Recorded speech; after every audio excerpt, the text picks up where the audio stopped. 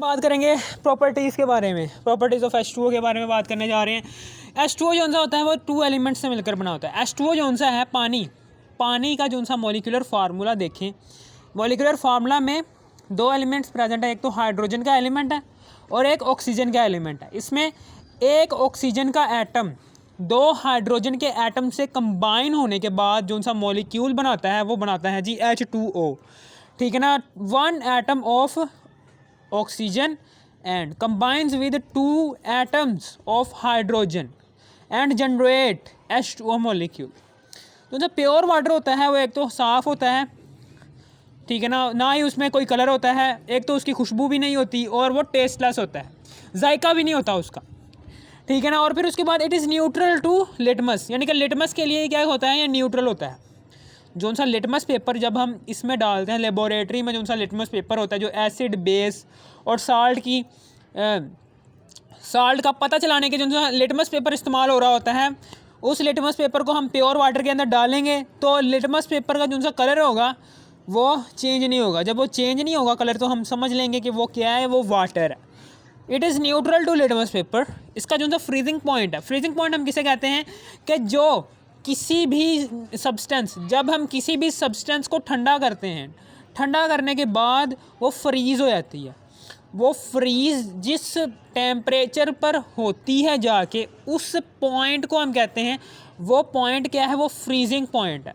वो टेम्परेचर साल के तौर पर 0 डिग्री सेल्सियस, जब हम पानी को 0 डिग्री सेल्सियस पॉइंट पर लेकर जले जाते हैं तो उस पॉइंट पर जाकर वो फ्रीज़ हो जाता है। हम इसको कहते हैं क्या है, फ्रीजिंग पॉइंट। इसी तरीके से बॉइलिंग पॉइंट जो सा है इसका 100 डिग्री सेल्सियस है, यानी कि पानी को जब हम उबालते हैं, पानी को जब हम गर्म करते हैं और गर्म करने के बाद टेम्परेचर उसको 100 डिग्री सेल्सियस देते रहते हैं, यानी कि टेम्परेचर हम उसे प्रोवाइड करते रहते हैं और 100 डिग्री सेल्सियस तक हम पानी को टेम्परेचर दे देते हैं और पानी जो सा है वो बॉयल होना शुरू हो जाता है, यानी कि लिक्विड फॉर्म से वेपर्स फॉर्म में कन्वर्ट होना शुरू हो जाता है। हम उस पॉइंट को कहते हैं बॉइलिंग पॉइंट। फ्रीजिंग पॉइंट क्या होता है कि जिसमें लिक्विड फॉर्म से, एक सब्सटेंस का लिक्विड फॉर्म से सॉलिड फॉर्म में कन्वर्ट होना, ठीक है ना। और बॉइलिंग पॉइंट में क्या होता है कि ये इसमें क्या होता है, एक सब्सटेंस का लिक्विड फॉर्म से वेपर्स फॉर्म में कन्वर्ट होना, ठीक है ना, समझ आ गई। और फ्रीजिंग पॉइंट हमेशा कम होगा, बॉइलिंग पॉइंट हमेशा ज़्यादा होगा, ठीक है, समझ आ गई यहाँ पर।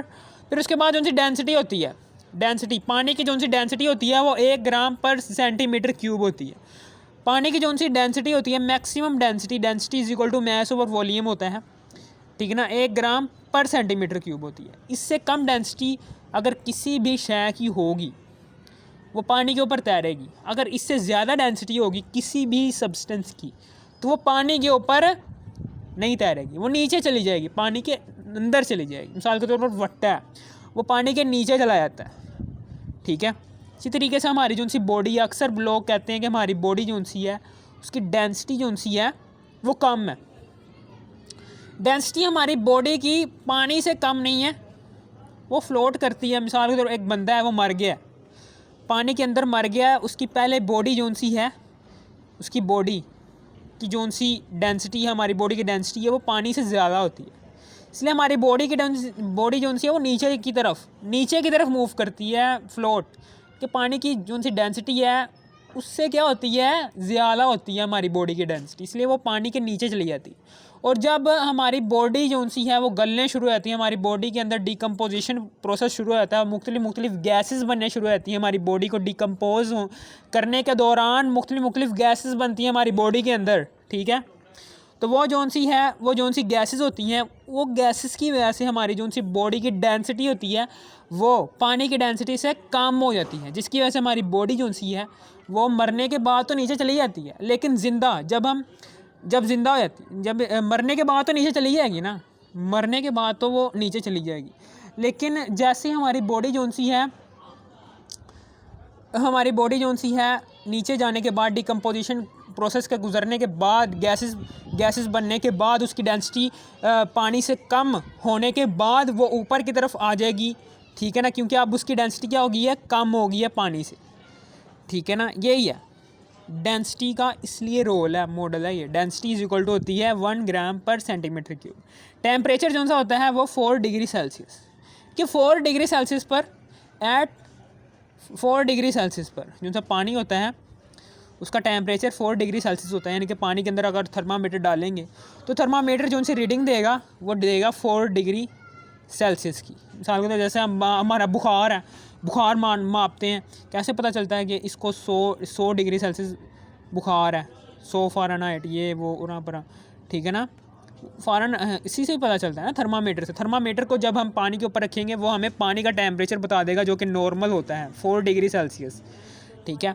इसी टेम्परेचर पर मछलियाँ तैरती हैं, इसी टेम्परेचर पर हम पानी को पीते हैं।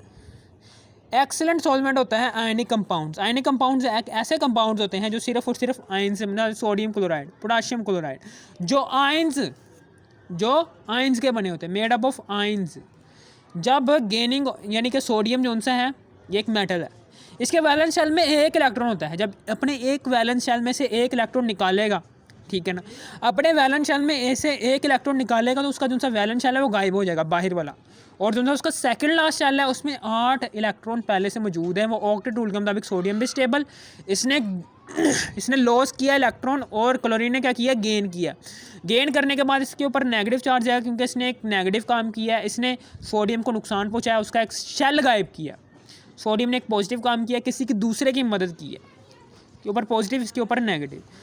पॉजिटिव नेगेटिव आपस में अट्रैक्शन होगी तो सोडियम क्लोराइड बन जाएगा, ठीक है ना। Made up of ions, gains of और लॉसेस ऑफ इलेक्ट्रॉन। इसमें क्या होता है, ये आयंस का बना होता है, ये आयंस का बना होता है, पॉजिटिव और नेगेटिव, ये आयंस का बना होता है। और ये आयंस कैसे बनते हैं, आयंस जो से हैं वो लॉसेस ऑफ इलेक्ट्रॉन और गेनिंग ऑफ इलेक्ट्रॉन की वजह से बनते हैं, पॉजिटिव और नेगेटिव आयंस।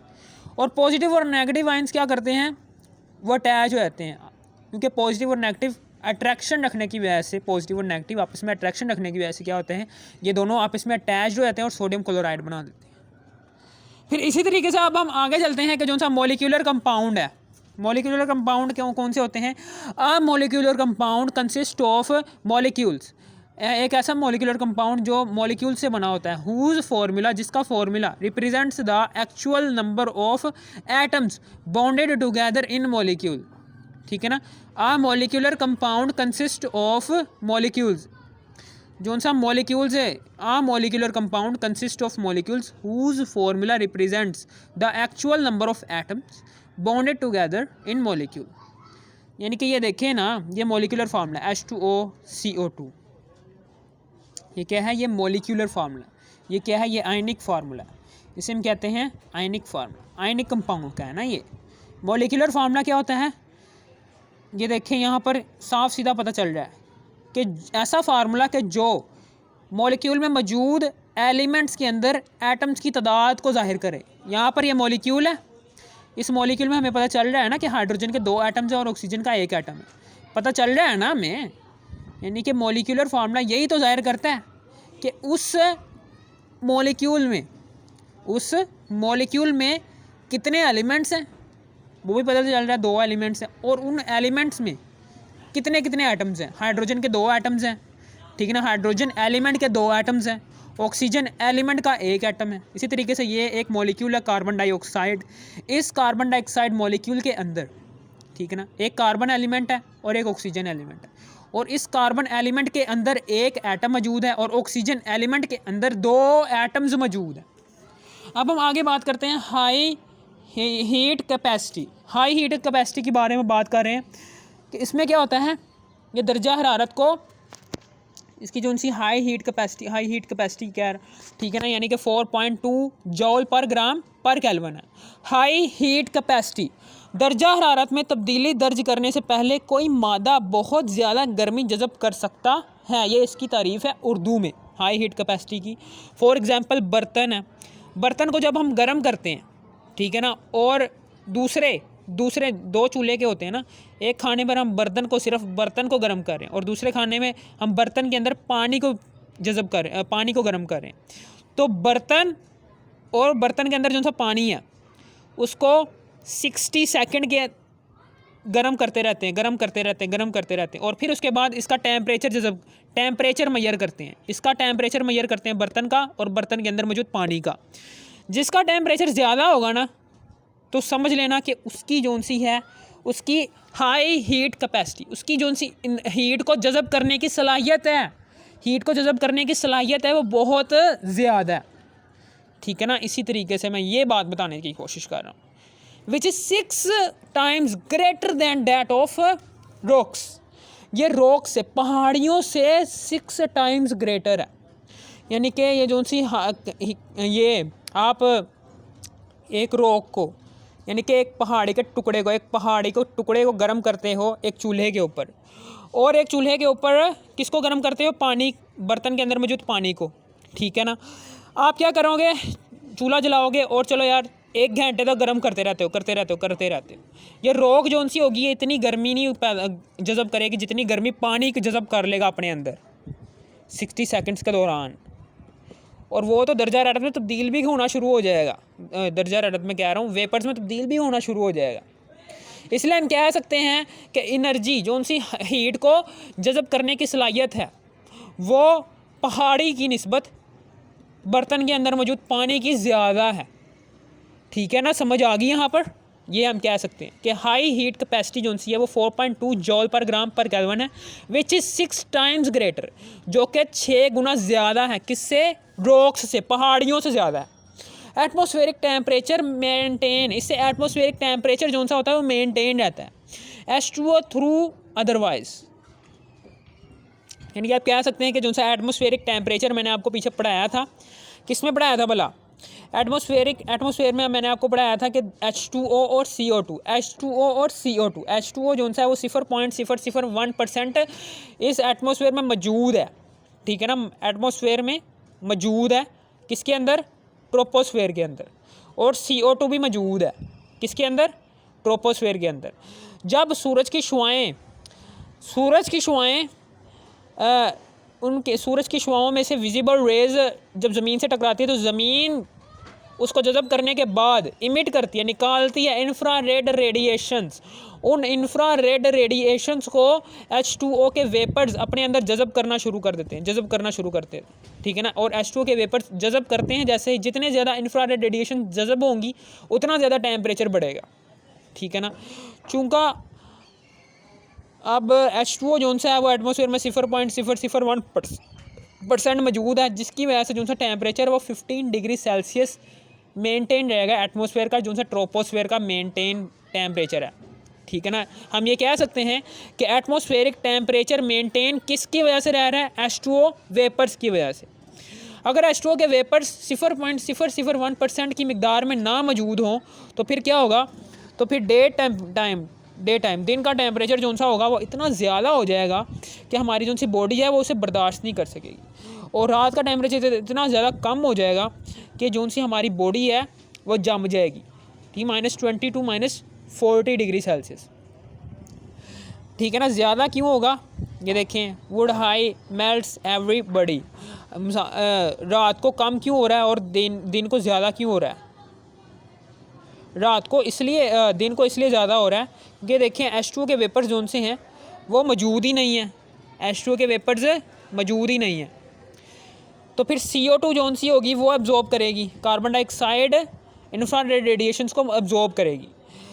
और इसी तरीके से जोन सी हमारे एटमॉस्फेयर में कार्बन डाइऑक्साइड की मिकदार बढ़ जाएगी। जैसे कार्बन डाइऑक्साइड की मिकदार बढ़ेगी, ठीक है ना, वो इंफ्रारेड रेडिएशन को जो उनसे अपने अंदर एब्जॉर्ब करने, इंफ्रारेड रेडिएशन जो कि ज़मीन से निकल रही हैं, ये देखो, ये ट्रोपोस्फेयर है, यहाँ से इंफ्रारेड रेडिएशन आ रही हैं, विजिबल रेज ऐसे टकरा रही हैं, इधर आ रही हैं, ये विजिबल रेज हैं, और यहाँ से टकराने के बाद ये जो सी निकल रही हैं ये इंफ्रारेड रेडिएशन है। इनको जज़ब कौन कर रहा है? CO2, सिर्फ और सिर्फ CO2 एब्जॉर्ब कर रहा है।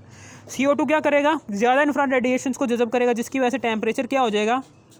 15 डिग्री सेल्सियस से बढ़कर 40 डिग्री सेल्सियस भी हो सकता है। ठीक है ना, बढ़ता चला जाएगा, टेम्परेचर बढ़ता चला जाएगा।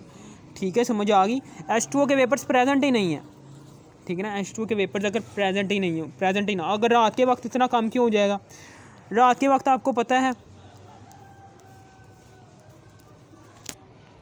रात के वक्त इसलिए कम हो जाएगा क्योंकि H2O जौन सा होता है ना, इसके अंदर हीट जौन सी है वो एब्जॉर्ब हुई होती है। हीट, इंफ्रारेड रेडिएशंस और हीट रेज़ भी आती हैं, ठीक है ना, वो भी ऊपर की तरफ हीट रेज़ भी निकलती हैं ज़मीन से। हीट रेज़ और इंफ्रारेड रेडिएशंस दोनों H2O के अंदर एब्जॉर्ब हुई होती हैं, ठीक है ना।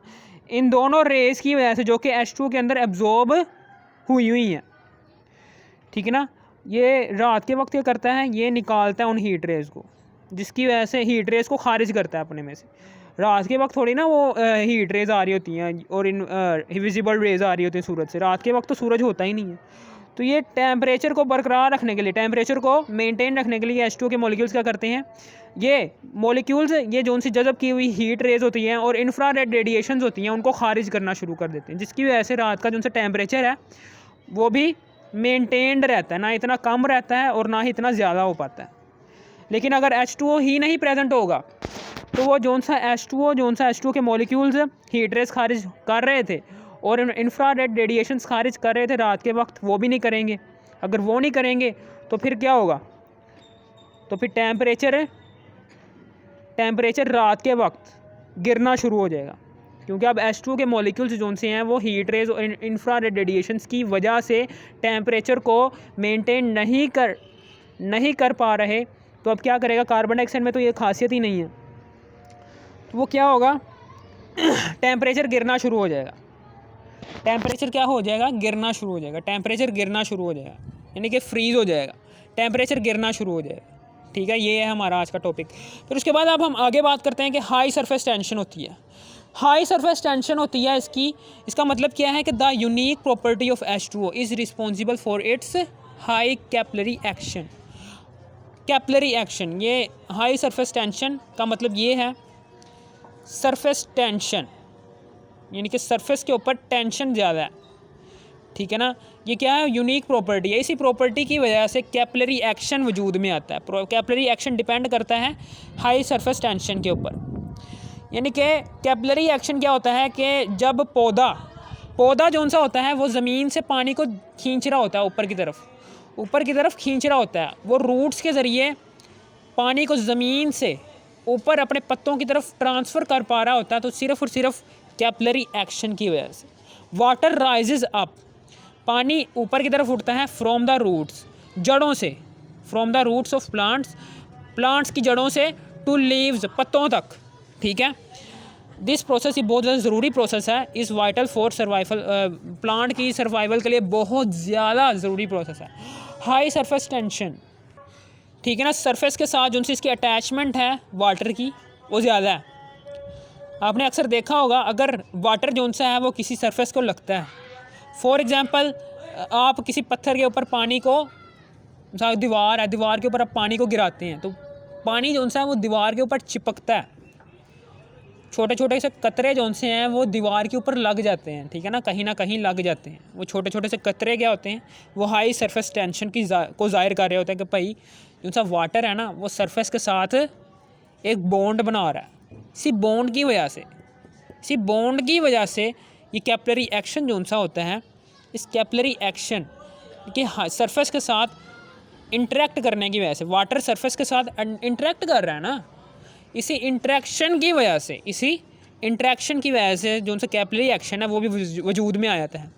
कैपिलरी एक्शन में क्या होता है, जो सी रूट्स होती हैं, रूट्स पौधों की जो सी जड़ें होती हैं, जड़ें जब पानी को ऊपर की तरफ पंप करती हैं तो पानी क्या करता है, वो जड़ों की दीवारों के साथ चिपक जाता है। जब वो चिपकता है फिर जाके जो सी रूट्स होती हैं वो उसे पानी को अपनी ऊपर की तरफ लेकर जाते हैं। अगर वो पानी रूट्स की जड़ों की दीवारों में चिपकेगा ही नहीं, स्लाइड हो जाएगा अगर, तो वो फिर पानी जो सा वो नीचे ही रहेगा ना, वो ऊपर थोड़ी ना आएगा, ठीक है ना। सरफेस के साथ अगर अच्छी तरीके से वो इंटरेक्ट करेगा, पौधों की जड़ों के अंदर जो सी सर्फेसिस हैं, सरफेसिस हैं, उनके साथ जो सा बॉन्ड बनाएगा अच्छी तरीके से, फिर जाके तो रूट्स उसे आसानी से खींच पाएंगी पानी को, ठीक है ना। चूँकि पानी की सरफेस टेंशन ज़्यादा है, सरफेस के साथ बॉन्ड बनाने की सलाहियत अच्छी है, तो इसलिए पानी सबसे पहले जड़ों पर चिपकेगा और फिर जड़ें क्या करेंगी, उस पानी को ऊपर की तरफ खींचेंगी, ऊपर की तरफ पंप करेंगी। जैसे ही ऊपर की तरफ पंप करेंगे, ऊपर की तरफ पंप करते करते उन्हें पत्तों की तरफ ले जाएंगी। पत्तों में अंदर क्लोरोफिल होता है। क्लोरोफिल और सूरज की रोशनी की मौजूदगी में ऑक्सीजन ग्लूकोज के साथ रिएक्ट करती है और कार्बन डाइऑक्साइड और वाटर बनता है, ठीक है ना। कार्बन डाइऑक्साइड कह रहा हूँ, ग्लूकोज और कार्बन डाइऑक्साइड जो उनसे हैं वो आपस में रिएक्ट करते हैं और क्लोरोफिल की मौजूदगी में, ठीक है ना। ये आपने पढ़ा है फोटोसिंथेसिस होता है।